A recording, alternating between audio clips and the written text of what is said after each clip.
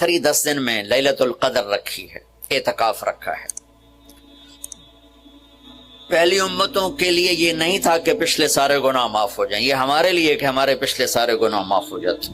اللہ تعالیٰ کا عرش پہلے آسمان پہ آ جاتا، جنت کے دروازے کھل جاتے ہیں، جہنم کے بند ہو جاتے ہیں، شیطان قید ہو جاتے ہیں، اور سمندر کی مچھلیاں اور زمین کی چیونٹیاں تک روزہ رکھنے والوں کے لیے دعا کرتی۔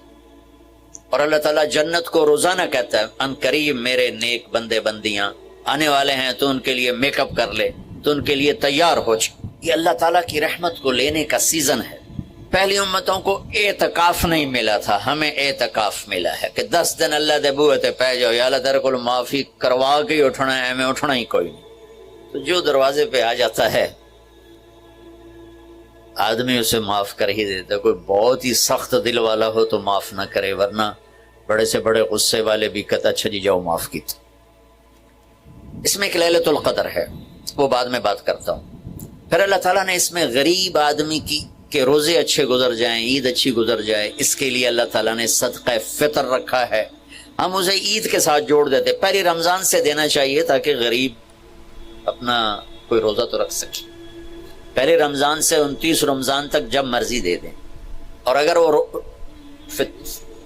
فطرانہ ادا نہیں کرتا تو اس کے روزے اس کے سر کے اوپر سے بھی نہیں جاتے، وہیں کھڑے رہتے۔ اور عام طور پر یہاں اخبار میں ٹی وی پر گندم کے لحاظ سے آتا ہے 2 سیر کنک دے دو، وہ تھوڑے سے پیسے ہیں، 100-200 روپے ہے۔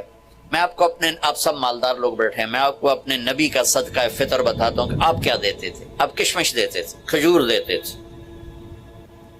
جو بھی دیے ہیں۔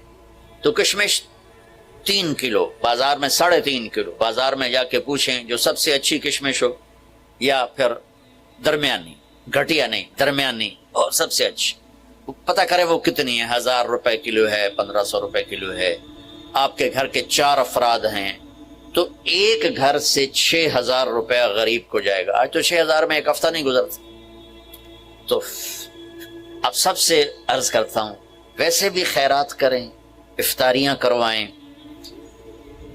اور صدقہ فطر کشمش کے حساب سے دیں۔ یہ آپ سب بھائی بہنوں کی خدمت میں گزارش ہے۔ اللہ نے آپ کو رزق دیا، خرچ کریں، یہی آپ کے ساتھ جائے گا، باقی سارا ادھر ہی رہ جائے گا۔ لیلۃ القدر، انا انزلناہ فی لیلۃ القدر وما ادراک ما لیلۃ القدر لیلۃ القدر خیر من 1000 شہر تنزل الملائکۃ فیہا بإذن ربہم من کل امر سلام ہی حتی مطلع الفجر۔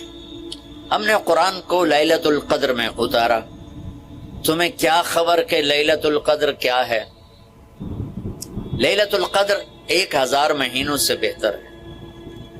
اس میں فرشتے اترتے ہیں اور یہ صبح تک رہتی ہے۔ لفظ قدر عربی میں اس کا ایک مطلب ہے قیمت۔ سبحان اللہ۔ تو اللہ نے کہا میں تمہیں بتاؤں، آپ سب تاجر بیٹھے ہو، لیلۃ القدر کی قیمت کیا ہے؟ 1000 مہینوں سے بہتر ہے، 1000 مہینوں سے بہتر ہے۔ اب 1 روپے پر 1000 نفع لے سکتے ہیں؟ دنیا میں کوئی ایسا کاروبار ہے؟ جو ہیروئن بیچتے ہیں وہ بھی نہیں لے سکتے۔ اور میرا اللہ کہہ رہا ہے 1 رات 1000 مہینے، یعنی کوئی 82-83 سال۔ یہ تو آ گیا پہلا قدر۔ دوسرا اس کا مطلب ہے تنگ پڑ جانا، تنگ پڑ وقت فقدر علیہ رزقہ۔ تو تنزل الملائکۃ فیہا، تنزل الملائکۃ والروح فیہا، کہ اس رات اتنے فرشتے اترتے ہیں کہ زمین تنگ پڑ جاتی ہے۔ سبحان اللہ، اتنے فرشتے آتے ہیں زمین تنگ پڑ جاتی ہے۔ تیسرا مطلب ہے قدر، مقدار کو، تو اللہ تعالیٰ نے اس کا آخری مطلب بھی بتایا، سلام ہی حتی مطلع الفجر، کہ یہ فجر کی نماز تک، فجر کی اذان تک یہ رہتی ہے۔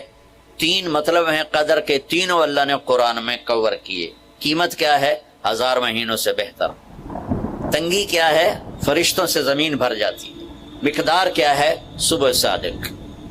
لیلۃ القدر 27 کی نہیں ہوتی، 21، 23، 25، 27، 29۔ اب یہ 5 راتیں جاگ لیں، چھٹ آپ لوگ تو ویسے رات کے بادشاہ ہو، جاگ لو۔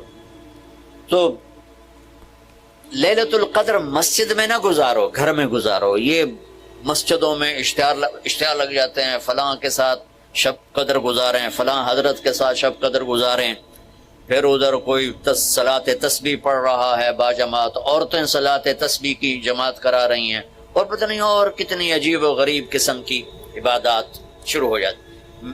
یہ نفل عبادت ہے، میرے نبی گھر میں پڑھتے تھے۔ آپ نے اشراق کے سوا ہر نفل گھر پڑھا، ہر سنت گھر میں پڑھی، تو آپ لیلۃ القدر کو یہ مستورات بھی آپ اکٹھے ہو کے نہیں منانا، الگ الگ مصلی بچھا کر اپنے اللہ سے رونا دھونا کرو، اپنے اللہ کو منانا کرو، میں بھی کروں آپ بھی کریں۔